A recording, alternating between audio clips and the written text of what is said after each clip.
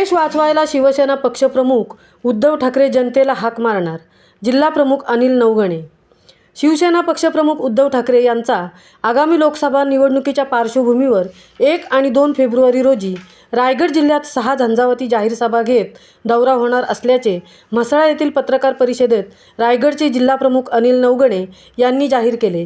यावेळी त्यांच्या समवेत उपजिल्हाप्रमुख नंदू शिर्के, तालुका प्रमुख सुरेश कुडेकर आणि तालुका पदाधिकारी होते. राज्य देश वाचवणे हे लक्ष केंद्रित करून पक्षप्रमुख उद्धव ठाकरे आणि आम्ही सर्व शिवसैनिक रायगड रत्नागिरी लोकसभा विधानसभा 100% जिंकणार असल्याचे नवघणे यांनी सांगितले. जनतेला हाक मारण्यासाठी हा दौरा असल्याचा खुलासा नवघणे यांनी करताच लोकसभेसाठी माजी खासदार अनंत गीते, विधानसभेसाठी माझे नावाची जनतेकडून मागणी आहे. सर्व निर्णय पक्षप्रमुख उद्धव ठाकरे घेणार असल्याचे नवघणे यांनी सांगितले. नवघणे यांनी आपले विरोधक खासदार तटकरे आणि कुटुंबियांवर किरकोळ तक्रार केली, पण केंद्रातील भाजपाला लक्ष केंद्रित करत केंद्र विरोधकांना ईडी, CBIच्या माध्यमातून आम्हाला अडचणीत आणत असली तरी कोकणातील शिवसैनिक निष्ठावंत आणि ठाम असल्याचा दावा नवघणे यांनी केला. शिवसेना पक्षप्रमुख उद्धव ठाकरे यांचा आगामी लोकसभा निवडणुकीच्या पार्श्वभूमीवर 1 आणि 2 फेब्रुवारी रोजी रायगड जिल्ह्यात तब्बल 6 झंझावाती जाहीर सभा घेणार आहेत. येत्या शुक्रवारी 2 फेब्रुवारी रोजी तटकरे यांचा बालेकिल्ला असलेल्या श्रीवर्धन विधानसभा क्षेत्रात देखील उद्धव ठाकरे यांची जाहीर सभा होणार आहे. या भव्य अशा होणाऱ्या सभेकडे संपूर्ण महाराष्ट्राचे लक्ष लागले आहे. रोहासहित संपूर्ण जिल्ह्यात होणाऱ्या सभांमुळे शिवसैनिकांमध्ये जबरदस्त उत्साह संचारला आहे. यावेळी ते पोलादपूर, म्हसळा, माणगाव, अलिबाग, रोहा आणि पेण येथे विभागावार सभा घेणार आहेत. यावेळी त्यांच्यासोबत शिवसेना नेते सुभाष देसाई, शिवसेना नेते अनंत गीते उपस्थित राहणार असल्याची माहिती रायगड जिल्हा प्रमुख नवघणे यांनी सांगताच शुक्रवार दिनांक 2 फेब्रुवारी सकाळी 11 वाजता देवीची श्रहण पोलादपूर, दुपारी 3 वाजता म्हसळा शहर सकलप, संध्याकाळी 6 वाजता माणगाव या ठिकाणी फार मोठ्या सभा घेऊन तटकरेंच्या साम्राज्याला सुरुंग लावणार असल्याचे नवघणे यांनी आत्मविश्वासाने सांगितले. महामुंबईसह संजय खांबेटे, म्हसळा. गद्दारी करून निघून गेले आणि त्याच्यानंतर जी काही शिवसेनेवर ईडीच्या माध्यमातून असेल, CBIच्या माध्यमातून असेल, अनेक प्रसंग BJPच्या माध्यमातून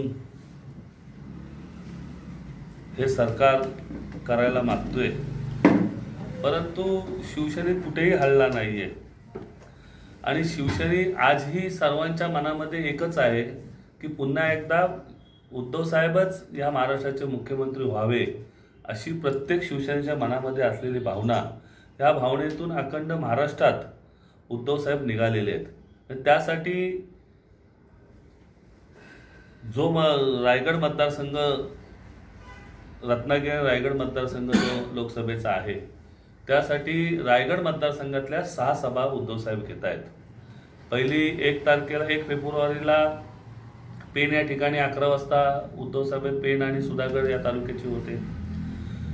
दुपारी 3 वाजता अलिबाग आणि मुरुड या तालुक्यांची सभा,